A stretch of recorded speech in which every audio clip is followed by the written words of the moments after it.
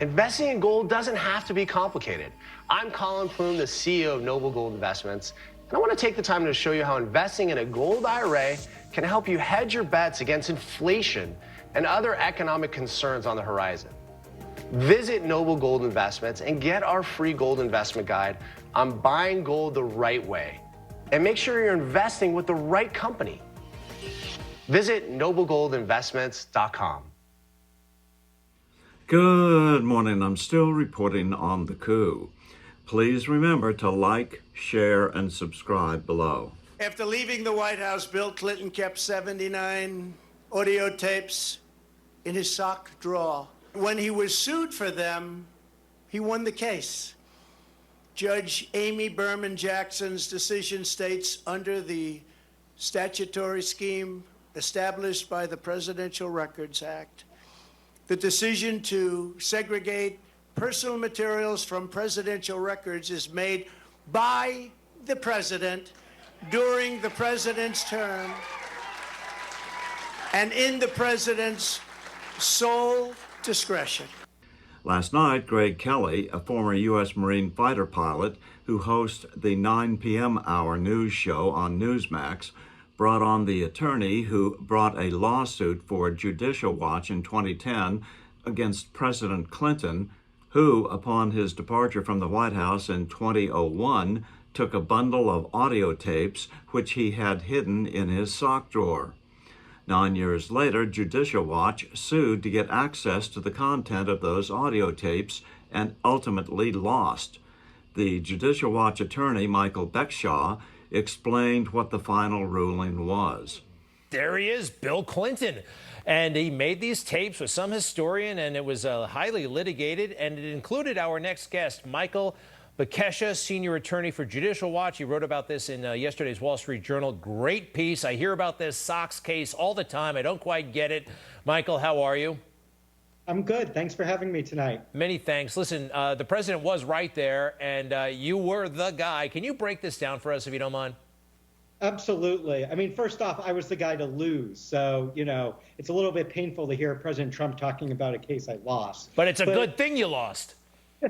Apparently. So, what we had was we learned that President Trump, while he was in office, he was recording tapes with this historian. And on the tapes were conversations President Clinton had with members of Congress, with foreign leaders, talking about policy, talking about potential military activity.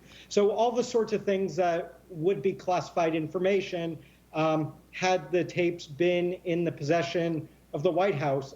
But instead, President Clinton kept these tapes in his sock drawer. And when Judicial Watch learned about this, we asked for the tapes from archives. Archives told us, oh, those are personal records. They're not presidential records. We didn't believe them, and so what did we do? We sued. And when we got into court, when the archives was represented by the Justice Department, they changed their tune. No longer did they say they were personal records. They said, no matter what they were, the President of the United States made a decision that they were personal records. He took those records. Now there's nothing that the archives or the federal government can do about it. And the court in 2012 agreed. Judge Jackson stated, she ruled in a nice long opinion that it's in the sole discretion of the President of the United States to decide what records are personal, what records are presidential. When stuff is placed in boxes and deemed or categorized or classified as personal and taken with the president when he leaves office, there's no duty or obligation or even any mechanism for the federal government to go and get those records. I mean, I believe this is all politics, because otherwise, why would the Justice Department and why would the Justice Department change their tune, right? Only 10 years ago, they were arguing they couldn't do anything about records a president took with him when he left office. Now that they're saying, oh, not only can we look forever for potential records, but we can forcibly take them by a search warrant.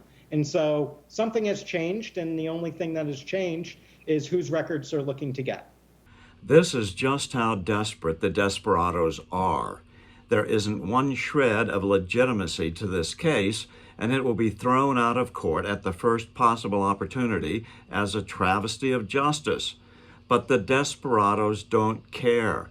Their attorneys don't care. They're willing to take the hit, if any, for filing frivolous charges against President Trump repeatedly. They have it down to a science. The science is called lawfare. Since they have nothing on Trump, all they care about now is inducing the maximum amount of negative media coverage before this case bites the dust. And they will keep this up in the hope that the sum of all this slime will provide some cover for their upcoming election 2024 cheating. I'm still reporting from just outside the citadel of world freedom. Good day.